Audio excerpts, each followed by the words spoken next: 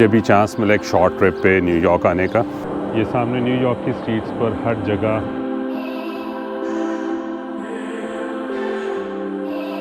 तो केलोना से तकरीबन कोई 4.5 घंटे का सफ़र करके मैं पहुंचा टोरंटो और टोरंटो से अगली फ़्लाइट लेके न्यूयॉर्क आया।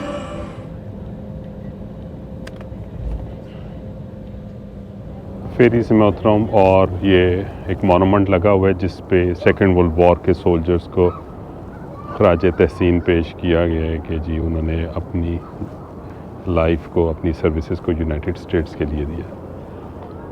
फेरी टर्मिनल के साथ ये हाई राइज बिल्डिंग है और यहाँ पे साथ ही पार्क है।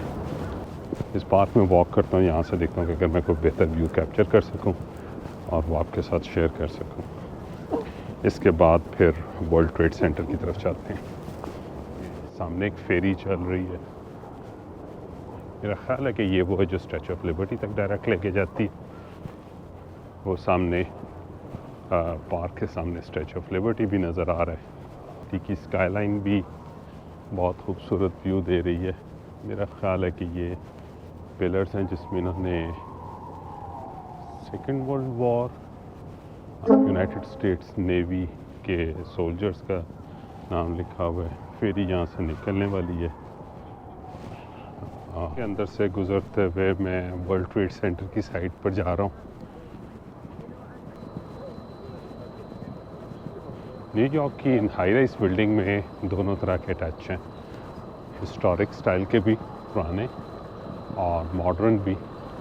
कुछ बिल्डिंग्स तो बिल्कुल इस वक्त क्लाउड्स के अंदर छुपी हुई हैं, बिल्कुल नहीं देखी जा सकती। बहुत ज़्यादा आज क्लाउडी दिन है कि गलियाँ इतनी हाई राइज बिल्डिंग से ढकी हैं कि अभी सूरज भी कैसे नीचे आता होगा। अभी मैं इस रास्ते से वर्ल्ड ट्रेड सेंटर की तरफ जा रहा हूँ।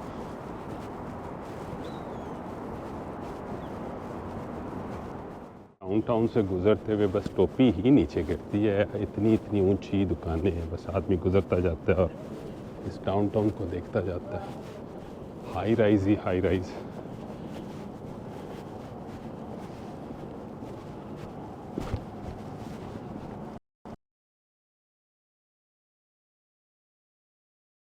ज़्यादातर मैंने हॉट डॉग्स की जो कार्ट्स देखी हैं वो हलाल फूड की हैं, तो फूड यहाँ पे बिल्कुल भी कोई इशू नहीं है। नहीं जी, मैं अब उस जगह पे आ गया हूँ जहाँ पे 9/11 से पहले वर्ल्ड ट्रेड सेंटर हुआ करता था और अब यहाँ पे ये मोनूमेंट बना दिया गया है।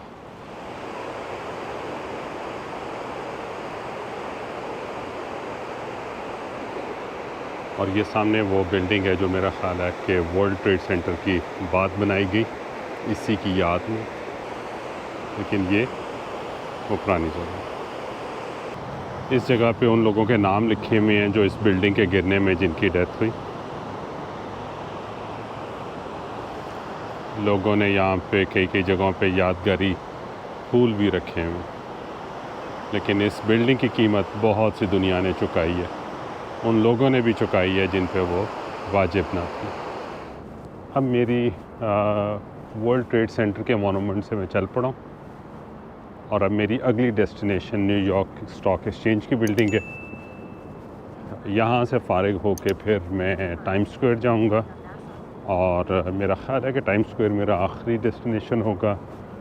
मेरा प्लान था एम्पायर स्टेट बिल्डिंग देखने का भी और उसके साथ साथ सेंट्रल पार्क का भी, लेकिन मुझे नहीं लगता कि मेरे पास इतना टाइम होगा कि ऑलरेडी सनसेट स्टार्ट हो चुका होगा।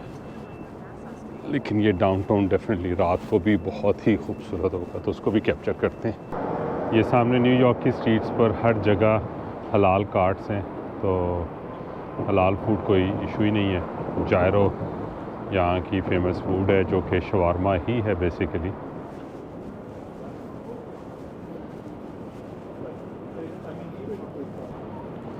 मैं बिल्कुल इस वक्त न्यूयॉर्क स्टॉक एक्सचेंज के रास्ते में हूँ। क्या खूबसूरत बिल्डिंग्स हैं। बिल्डिंग्स का आर्किटेक्चर स्ट्रेट है लेकिन बहुत ही खूबसूरत इसके बाहर से ये नज़र आ रही है। और ये मैं न्यूयॉर्क स्टॉक एक्सचेंज के सामने पहुंच गया हूँ। जहाँ पे पूरी दुनिया के सौदों का और बिजनेसेस का फ़ैसला होता है।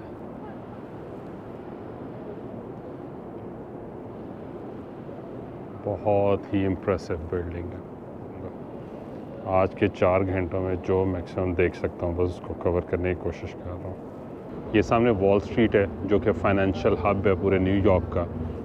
इसी के ही कॉर्नर पे न्यूयॉर्क स्टॉक एक्सचेंज था जो मैंने भी आपके साथ दिखाया है। और ये सामने क्या खूबसूरत चर्च की बिल्डिंग है।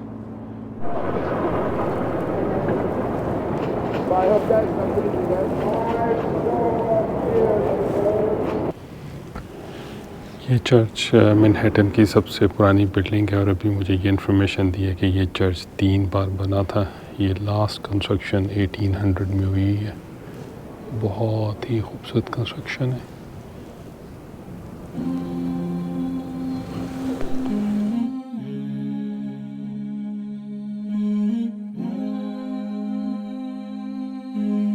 के साथ निकलते ही ये एक टूम्ब है, कब्रिस्तान है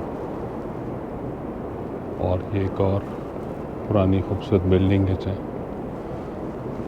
बस वॉल स्ट्रीट के ऊपर फिर रहा हूँ और जो जगह नज़र आ रही है उसको कवर करने की कोशिश कर रहा हूँ। रात हो गई है और यहाँ की रंगीनियाँ, रोशनियाँ बहुत ज़्यादा मशहूर हैं।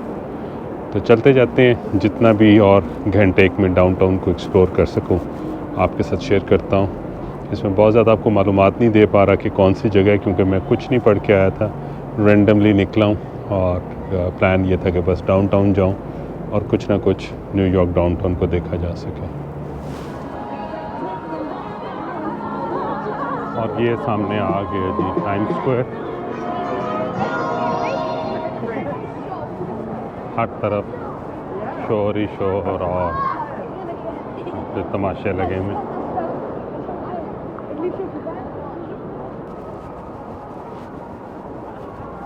और ये मैं आ गया हूँ जी टाइम्स स्क्वायर में।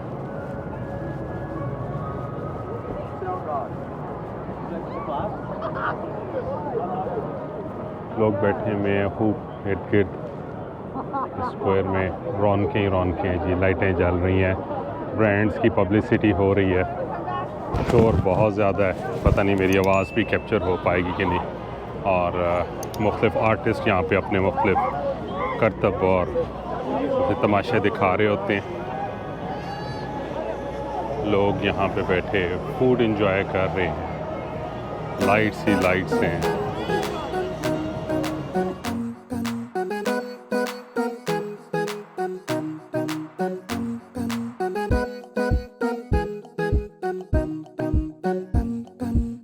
ये था टाइम्स स्क्वायर का ट्रिप और अब मैं यहाँ से वापस जा रहा हूँ। और ये एक छोटा सा ट्रिप था न्यूयॉर्क का जो मैं कर सका हूँ। इससे ज़्यादा मैं नहीं कर पाया। सिर्फ 4 घंटे थे मेरे पास। 4 घंटे इस शहर को कैप्चर करने के लिए कुछ भी नहीं है। यहाँ पे पूरा दिन चाहिए, बल्कि दिन से भी ज़्यादा, शायद 1-2 दिन चाहिए इसको पूरा कैप्चर करने के लिए। उम्मीद है कि आपको ये छोटा सा न्यूयॉर्क का टूर पसंद आया होगा।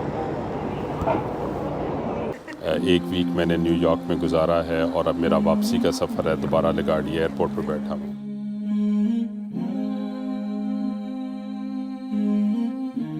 लगार्डिया से मेरा सफ़र टोरंटो के लिए शुरू हो गया। तकरीबन 1 घंटे से ज़्यादा की फ़्लाइट है और इसके बाद अगला स्ट्रेच टोरंटो से वैंकूवर और फिर आखिरी वैंकूवर से केलोना के लिए होगा। इसमें मेरा कुछ स्टे टोरंटो में भी होगा और उसमें मैं कुछ टोरंटो की भी मज़ीद व्लॉगिंग करूँगा और इस ट्रिप में आपको वो भी दिखाऊँगा। अगर मुझे कहीं वहाँ पे भी डाउनटाउन जाने का मौका मिला, ज़्यादा लंबा स्टे, काफ़ी ज़्यादा लंबा स्टे है, तकरीबन कोई 7-8 घंटे मुझे टोरंटो में रुकना है। तो न्यूयॉर्क को खुदा हाफ़िज़ कहते हैं। एक अच्छा छोटा सा ट्रिप रहा।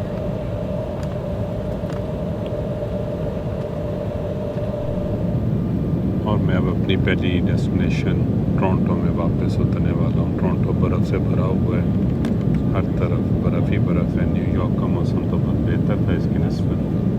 यहाँ पे तो बहुत ज़्यादा सर्दी और हर जगह शहर ने बिल्कुल बर्फ़ की सफ़ेद चादर ओढ़ी हुई है।